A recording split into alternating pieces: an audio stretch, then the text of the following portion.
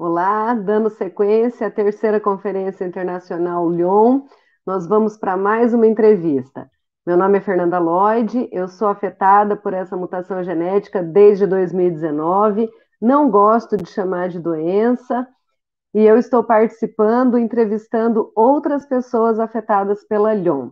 Nosso entrevistado de hoje é o Wendel Fernandes, da cidade de Estância, Sergipe.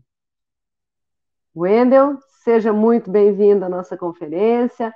A gente vai saber um pouco mais de você, da sua história, das suas dificuldades e principalmente das suas superações. Tudo bem? Tudo bem, obrigado, Fernanda, pela acolhida.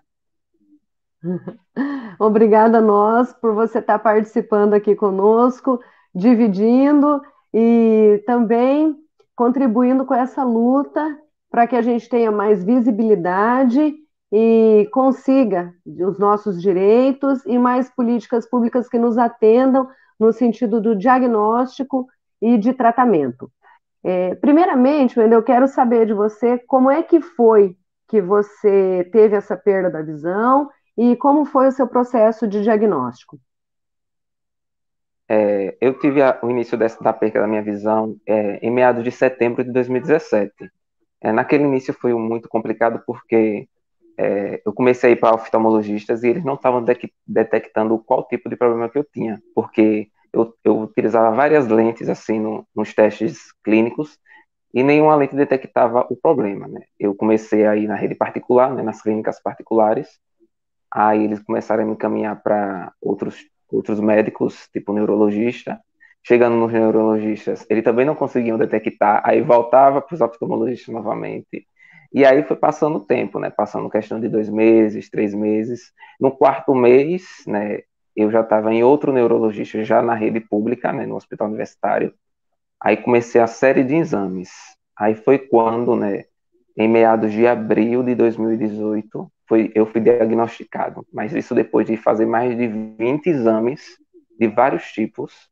Em abril eu fui detectado com a neuropatia óptica de Leber. E E o assim, seu a maior diagnóstico. dificuldade, Fernanda, nesse processo de.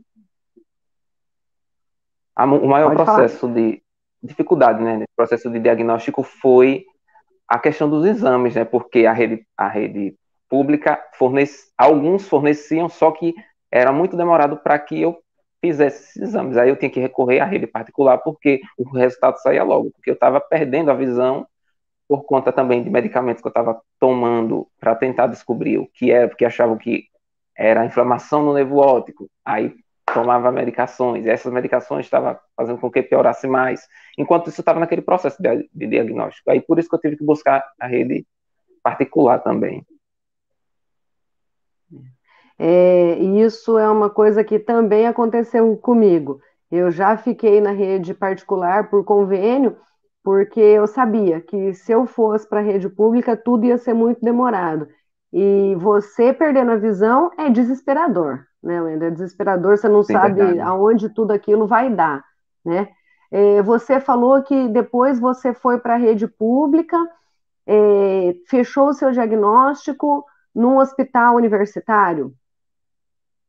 Isso. Mas assim, eu entrei no hospital universitário é, em dezembro de 2017, aí passei os 3 meses também buscando diagnóstico, fazendo vários exames, dentro desses 3 meses no hospital universitário, e os exames Uhum. particulares. Entendi. Eu perguntei do local, porque um Sim, hospital universitário é um local que você convive com vários médicos, né, um corpo clínico muito isso. maior. Eles podem fazer as conversas ali entre várias especialidades, né, médico, clínico geral, neurologista, oftalmologista, os estudantes, e também tem muitos pesquisadores envolvidos. Então, tem muito mais acesso à informação do que se, por exemplo, você fosse procurar a rede pública em um posto de saúde. Você vê essa diferença também? Sim, sim, vejo essa diferença, porque assim, o posto de saúde aqui, ele não entende mesmo, porque é muito complicado a gente procurar um posto de saúde hoje para buscar um diagnóstico, principalmente desse tipo de problema, que é um problema raro, né? É muito complicado. Até eles mesmos tentam buscar que a gente seja encaminhado para o hospital universitário. E hoje em dia também tem hospitais universitários que não têm a forma de diagnosticar mais precisa como a gente pensa, né? Por exemplo, São Paulo, mais ou menos, tem um hospital universitário muito melhor do que outros tipos de estado, tipo o meu. O hospital universitário meu estava só com a central de neurologistas. Eles que estavam tentando buscar, pesquisava tipos de doenças, pesquisava vários problemas, mas que só foi encontrar a neuropatia de Leber já no final de tantos exames que eu fiz, né? Não, porque assim, o hospital universitário daqui do meu estado não tem neuroftalmo, né? Não tem especialista em neuroftalmo. A especialidade de oftalmologistas que tem, também não, na época não estava junto com os neurologistas, na época é muito pequena ainda, também tem essa complicação. Mas quando eu entrei lá, né, de lá eu não saí, porque também não tinha outro lugar para buscar o diagnóstico a não ser no hospital universitário, que é complicado para entrar, né, lá. Mas quando entra, graças a Deus, assim, consegui ter o diagnóstico. Que bom. Esse hospital universitário é de Aracaju, você foi para a capital? Isso, isso. Entendi. Aqui em Cuiabá também, você estava em Aracaju, capital, não tem neuroftalmo. Eu estou aqui em Cuiabá, Não, capital, e também não tem neuroftalmo. Eu também tive que nem buscar particular. fora, nem particular. E daí Isso, é o que aumenta muito o gasto, né? A gente tem que sair verdade. eu, no caso, eu saí da cidade. Você não precisou, né? Vocês acabaram tendo a desconfiança do diagnóstico por aí mesmo, né? Isso, isso, Muitas vezes a pessoa tem que andar até outra cidade e que só vai aumentando. Você falou da questão teve toda essa dificuldade do diagnóstico, né? Por sorte, no final eles desconfiaram da neuropatia óptica, e mesmo sem ter um neuroftalmo, foi pedido o exame genético, que é a única forma de confirmação. Você fez isso, e confirmou a Leber. Então, isso. esse diagnóstico, esse teste genético, ele é muito caro. Dá para a gente dizer que você teve muito gasto até chegar nisso, né? Isso, verdade. E uma coisa que é interessante a gente observar é que até chegar ao diagnóstico, muita gente acaba passando por alguns medicamentos que, pela desconfiança, os médicos usam e que acaba prejudicando muito a visão. Você tomou muito corticoide, né? Isso, realmente, assim, porque quando a gente chega, né, que eles veem que não é nenhum problema oftalmológico, que ele encontra uma inflamação no nervo, porque é o primeiro passo que a Lyon mostra, é aquela inflamação no nervo. Eles já acham que é neurite óptica. Aí passam os corticoides, achando que é uma inflamação. Aí eu tomei bastante corticoide, não só, né, na forma em cápsula, mas também na forma de pulsoterapia. Eu acho que na pulsoterapia foi o que eu senti mais a perca da visão, né? Então, eu acho que foi o que complicou mais a perca da minha visão, foi o uso de esses remédios contraindicados. Entendi. E falando da perca da visão, né? Isso infelizmente já foi, né? Pela questão dos corticoides. Sim, A gente sim. sabe que é muito difícil ter uma recuperação. Qual que é a sua mutação genética, você lembra? É a 11778. Que é a mais comum, né? Mas apesar de ser a mais Isso, comum, ela tem menos chance de recuperação, né? isso. É a minha também, Wendel. E diante disso, né, desse agravamento da perca da visão e depois de receber o diagnóstico, quais foram as suas maiores dificuldades no dia a dia? Assim, né? A maior dificuldade foi aquelas percas de início, porque a gente vem naquela vida, né, que eu estava na época, trabalho, faculdade, né, estava já no quinto período de administração, também tinha muito assim relacionado com igreja, né, que eu faço parte de movimentos de igreja, e na época eu tive que deixar tudo, né, largar principalmente a faculdade foi que já estava partindo para o sexto período, e foi assim, aquele início das percas foi mais complicado para mim, tanto que eu digo que não foi nem tanto nenhum problema, foi mais as percas, o nosso lado humano bate na hora, foi o mais complicado naquela época, e o trabalho também, né, eu gostava muito do trabalho. O que aconteceu? A faculdade você trancou, você teve esse prejuízo de não poder participar tanto mais da sua vida social, as atividades que você já tinha fora a faculdade. E o trabalho, o que aconteceu? Assim, eu trabalhava num setor de telemarketing, que era call center. Então, como eu estava perdendo a visão, não tinha como eu continuar naquela época no trabalho, né? Eu tive que como se fala, né, ter um afastamento. Aí até hoje eu ainda estou afastado por conta também da dificuldade visual. E também a faculdade, entrando no assunto da faculdade, também foi relacionada ao problema visual. Mas hoje, né, eu já descobri que eu posso voltar para a faculdade e destrancar, mas eu não quero destrancar mais a administração, quero agora fazer psicologia. Legal. E essa questão de você querer fazer psicologia tem a ver com tudo que você passou pós-diagnóstico, né? Porque fala um pouco, por favor, para a gente sobre esse impacto psicológico. Você falou muito dessas perdas, né? Como é que foi esse impacto psicológico e se a escolha desse novo curso tem a ver com tudo isso, a sua história de vida? Assim, o que eu falei das pecas no sentido que o nosso lado humano tem mesmo, como que assim, a gente tá ali naquela luta, né, subindo os degraus da nossa vida, conquistando, e de repente tem que descer mais 5 para baixo, né? Eu digo 5 porque para não descer mais, descer 5. Então, isso pra gente é desmotivador naquela época, né? Mas, porque também eu não conhecia nada, né? Não vivia no mundo da inclusão, né? Não sabia que a gente poderia ser incluso na sociedade. Então, naquela época foi complicado mais por conta disso. Mas com o passar dos anos, do tempo, dos meses, eu descobri que eu posso ser incluso, posso fazer mais, né, do que eu fazia e enxergar mais do que eu enxergava.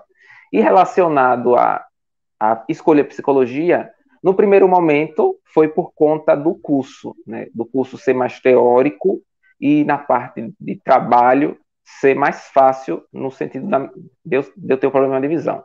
Mas com o passar do tempo eu percebi que eu posso, né, ajudar outras pessoas com a minha dificuldade visual trabalhando na psicologia com essas pessoas.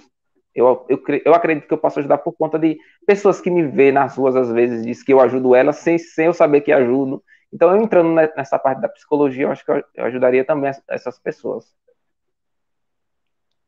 É muito gostoso, é muito motivador ouvir quando você fala de tudo isso, sentir essa sua força, né? Essa virada de jogo aí que aconteceu na sua vida.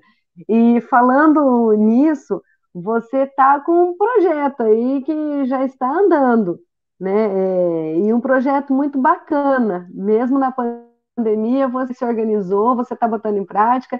Fala um pouco para gente.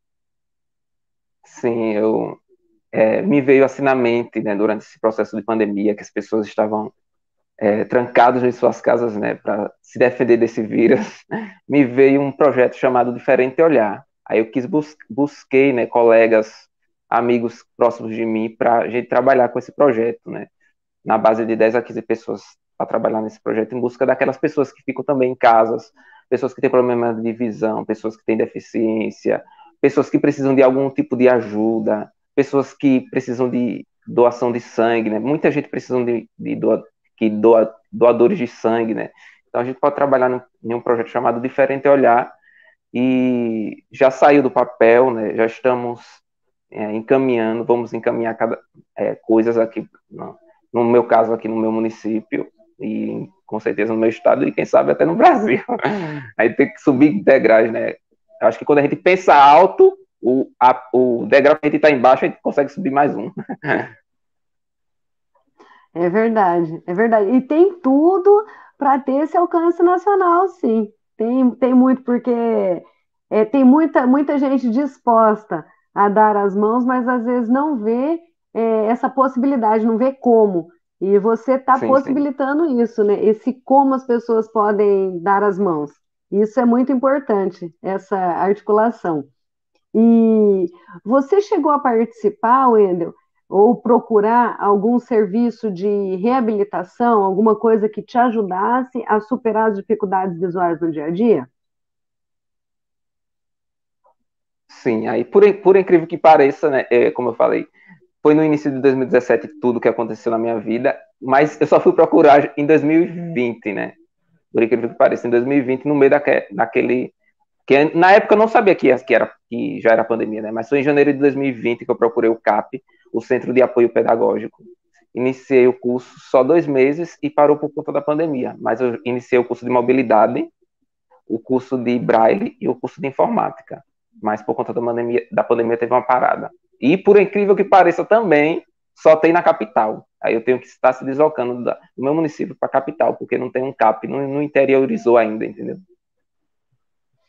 E te ajudou? Procurar esse serviço te ajudou, mesmo que tenha sido pouco tempo, já fez diferença na sua vida?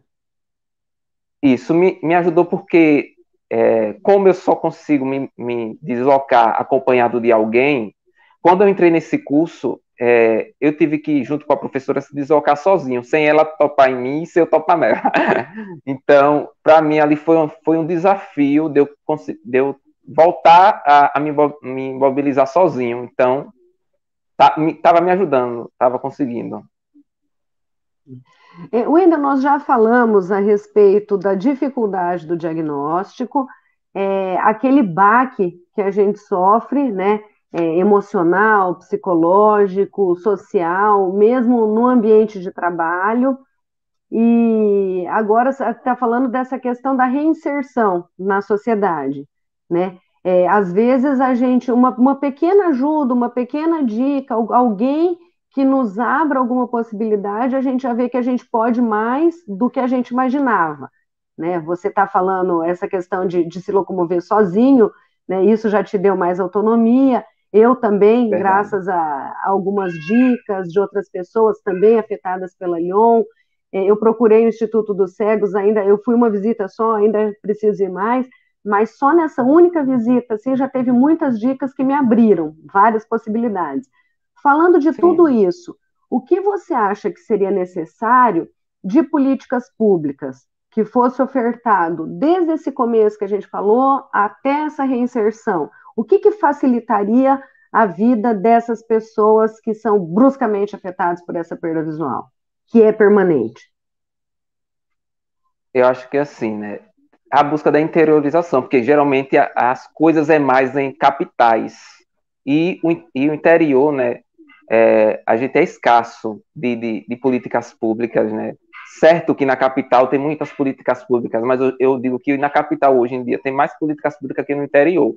No interior tem muito pouco, a gente tem muita dificuldade de se locomover por conta de que não tem nada para gente no interior. E quando a gente sai daqui para a capital, a gente vê portas abertas, mas encontra muitas dificuldades no se deslocar. Eu acho que no falar em mim, hoje aqui no meu estado, eu acho que é a parte de interiorização mesmo da inclusão.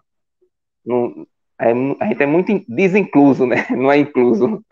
Até no sentido de calçadas, né? Calçadas é em todo lugar, tá em capital mesmo. Eu digo que a acessibilidade é para todos, não é só para quem tem uma dificuldade. Quem não tem nenhuma dificuldade também cai em uma calçada que não é acessível, né? E, e até na parte também, eu acredito que não chega muito de mostrar os nossos direitos, né? Você vê essa dificuldade também de mostrar que nós temos outros direitos que muitas vezes a gente não se dá conta. Sim, verdade. Bom, a gente não conhece, né, na verdade, às vezes, os nossos direitos e não busca, porque, por exemplo, a gente aqui tem conselhos, em todo lugar tem, né, o conselho da pessoa com deficiência, possa ser que eles tenham um trabalho, mas a gente não busca, e se a gente buscar, quem sabe, né, esse conselho pode fazer algo pela gente. Às vezes também a gente não busca, e às vezes também eles não buscam a gente, porque não só a gente tem que buscar eles, né? Mas eles também têm que buscar. Como eu falei do projeto Diferente Olhar. O projeto Diferente Olhar vai buscar essas pessoas que às vezes estão em casa e não estão saindo. É muito importante isso Se que você tivesse está um falando. projeto de busca, né? É muito importante, Wendel, isso que você está falando.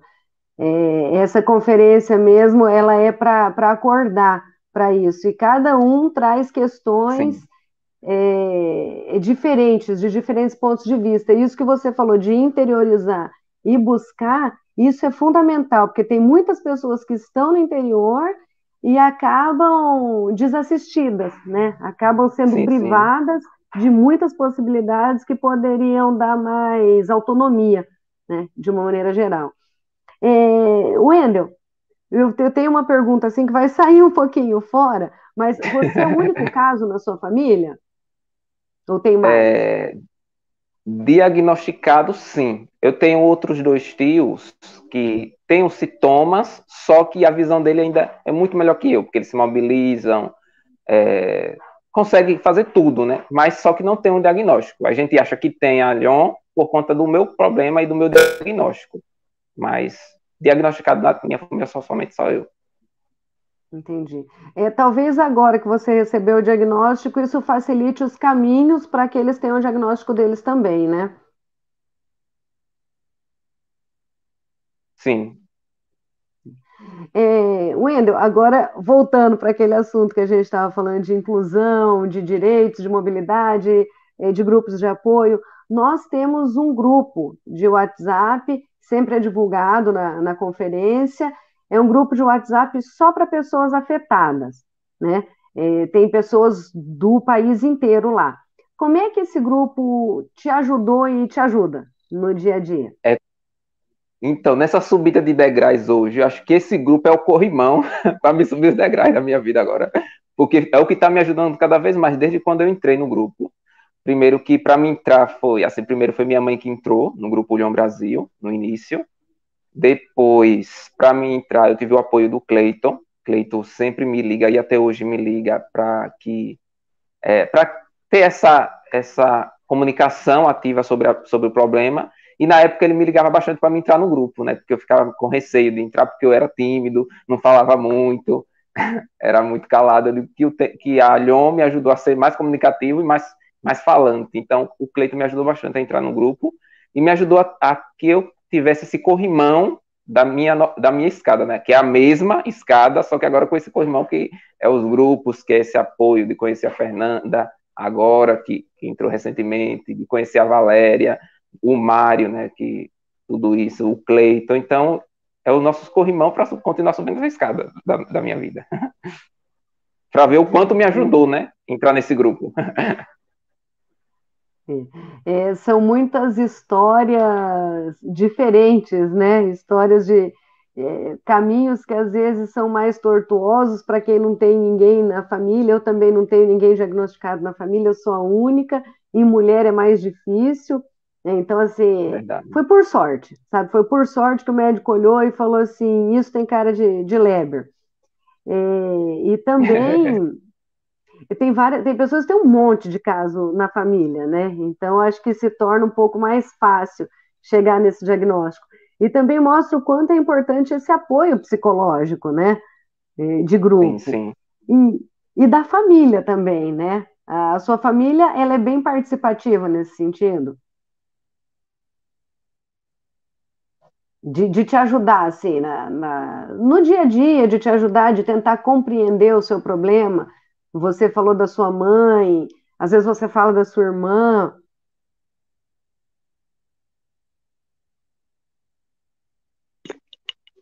Travou? Travou.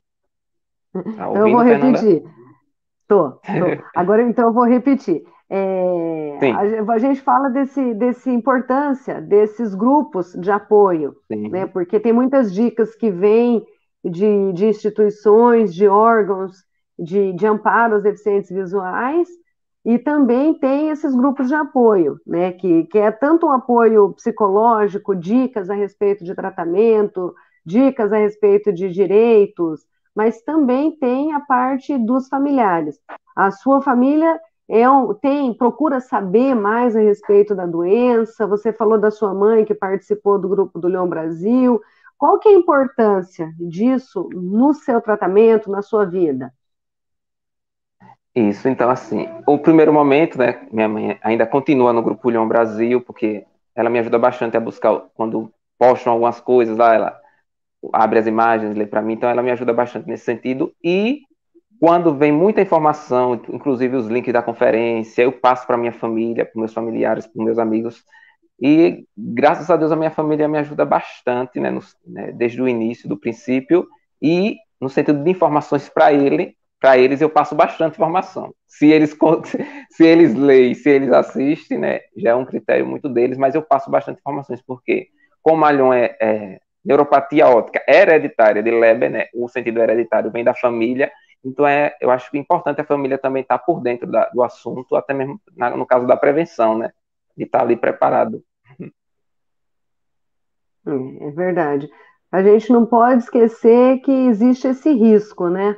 De Sim, que sim. é uma mutação e se você tem, outras pessoas por parte de mãe também podem ter. Então é bom que estejam atentos a qualquer diferença na visão, porque a Leber Sim, ela vem da família materna, né, por parte de mãe. verdade. Então é bom que todo mundo esteja atento. Eu também tenho essa preocupação e também de divulgar informação para médicos, né? Eu não sei se você tem contato aí, mas eu cheguei a passar para dois oftalmologistas que me atenderam aqui em Cuiabá, passar da conferência, passar qual foi o fechamento do meu caso, para que mais pessoas sejam ajudadas, né? Isso, Porque eu passo como tem também essa muita dificuldade. informação. E é bem recebido isso, Ender, quando você passa isso, principalmente assim para pessoas da saúde. Isso é bem recebido, porque a gente vê que é uma doença que tem difícil diagnóstico, que não é muito falado mesmo no meio médico, porque se fosse, seria mais fácil que eles tivessem essa desconfiança. Tem médicos que nunca ouviram falar de Lyon, né? E tem médico que desacredita, por exemplo, já falaram que em mulher não dá, né? Eu sou uma prova que dá, tem outras mulheres que a gente conhece que tem. Então, muitas vezes eles podem levar isso como uma coisa, uma afronta ao conhecimento deles, né? Eles te recebem bem quando você passa? Assim, até os que eu já passei, né, as informações, principalmente da conferência agora que está acontecendo, de outras conferências que já teve, eles estão recebendo bem, né? A médica que me acompanha, do Hospital Universitário ainda me acompanha, eu sempre passo muita a informação para ela fica grata, né, de receber, porque para ela é novas coisas para ela passar para os alunos dela, novas informações para ela passar para os alunos dela, lá no Hospital Universitário. Passo também para a fisioterapeuta que eu conheço, ela também recebe bem, porque a Lyon, né, tem aqueles tipos, outros tipos de dificuldades que a gente tem, que é aquelas fraquezas nas pernas, às vezes, em alguns afetados, né? E eu passei para minha fisioterapeuta, que me acompanha, que eu fazia pilates na época. Também já passei para uma clínica geral que me acompanha, ela também recebeu bem, né? Já assistiu outras conferências que está gravado no Instituto. E graças a Deus, assim, as pessoas, os profissionais de saúde que eu estou passando, se não gostaram, não comentaram, não. Que bom. Isso é muito importante, que não só nós que somos afetados, como as pessoas que estão participando dessa conferência, sejam familiares, sejam amigos, sejam Muito profissionais de maravilha. saúde, sejam curiosos, repassem essas informações, porque quanto mais pessoas Isso. souberem, mais fácil será o diagnóstico para as outras pessoas, mais fácil será a Principalmente a base, né? disseminação disso. Hã? Principalmente a base, né, que é os oftalmologistas, porque quando a gente tem um problema de visão, o primeiro profissional que a gente procura é o oftalmologista. E é os que hoje, né, não estão sabendo muito sobre o nosso problema, sobre a nossa situação da neuropatia de Leber. E muitos afetados estão sendo diagnosticados erradamente, né? Dizendo que é outro tipo de problema, que não tem jeito, que não tem nenhum tipo de tratamento, que não tem nenhum tipo de ajuda. Muitos, né, no Brasil estão acontecendo isso por conta do mau conhecimento dos oftalmologistas. É. E muita gente acaba passando por tratamentos com corticoide, que, Isso, como já isso. foi comprovado, isso afeta muito a visão. E acaba sendo irreversível, né? É verdade. Nós já estamos se encaminhando para o final da nossa entrevista. É uma pena, porque o papo está gostoso. É, Verdade. eu agradeço, Wendel, a sua participação aqui com a gente, de estar dividindo a sua história, de estar compartilhando um pouco das suas superações, os seus desafios. Eu agradeço ao Instituto Reconvexo a oportunidade de estar participando dessa conferência. Eu fui entrevistada e agora eu estou entrevistando. Agradeço também a todos vocês que estão nos assistindo, porque é muito importante. Quanto mais pessoas souberem, melhor será, tanto para a sociedade, quanto para os profissionais de Sim, saúde, sim. quanto para nós, né? A doença é rara, é uma mutação rara, pode não afetar tanta gente, mas nos afetou, né? E nós temos o direito de sermos reinseridos e termos uma vida o mais digna possível, né? Sim. Então, mais uma vez eu te agradeço, eu deixo com você as palavras finais para você fazer o seu encerramento, nos falando um pouco, mais uma vez, o que que você acha que precisa para melhorar a nossa vida, para melhorar o nosso tratamento. A gente sabe que o único medicamento que a gente toma para melhorar isso, né, para frear o avanço dessa perda de visão, é a idebenona, é um medicamento caro, é difícil conseguir via Estado, muita gente não consegue, mesmo judicializando. Verdade. Então, eu deixo com você. Que você acha o que você acha que o Estado poderia fazer para nos ajudar? E também o que a sociedade, o que esses grupos de apoio, eles nos ajudam no dia a dia? Porque é muito importante para nós essa questão, esse amparo, essa troca. Então, Wendel, a palavra é com você. Mais uma vez, muito obrigada. Sim, então, só para complementar nessa parte do tratamento, né? Eu fiquei muito feliz na época que a minha médica conhecia que existia o tratamento, né? No último processo do diagnóstico, e ela passou o suplemento Idebenona, né? A médica que me acompanha até hoje, a doutora Alice. Então, eu tomo esse suplemento Idebenona. A maior dificuldade hoje, né, continuar esse tratamento, né? Às vezes tem meses que eu paro por conta que é realmente caro, né, para a gente, e ainda não tem um auxílio do Estado para conseguir esse suplemento Idebenona. Eu tomo 900 miligramas por dia, para ver como é caro, né? Então, a maior dificuldade, repito, é o tratamento com o Idebenona. Eu continuo tomando, né, desde quando eu fui diagnosticado, e dizer que a união faz a força, né? A gente continuar unido no grupo Lyon Brasil, no Lyon para Lyon, né, que é o grupo de afetados. A gente continuar unido e não somente na união, né, mas buscar metas a serem cumpridas para que a gente consiga nossos direitos, principalmente conseguir o Idebenona, que eu acho que é o primeiro passo que a gente tem que dar, né? É conseguir o tratamento com o Idebenona para assim buscar as outras metas, né? De inclusão, de assistência para a gente. Né? Eu vejo que, graças a Deus, muitos no grupo têm sido incluídos, né, em CAPs, né, Centro de Apoio Pedagógico, conseguem utilizar computador, né, de sua forma, do seu jeito. Então, isso já é uma grande ajuda e agradeço, né, por ter sido convidado para essa entrevista e ter passado informações úteis para quem sofre com a neuropatia e para quem está em busca do diagnóstico e também para quem está em busca de informações. Muito obrigado a Fernandas e a todos aí, a Valéria, ao Mário e a todos do grupo Lyon Brasil e Lyon para Lyon. Obrigada a você.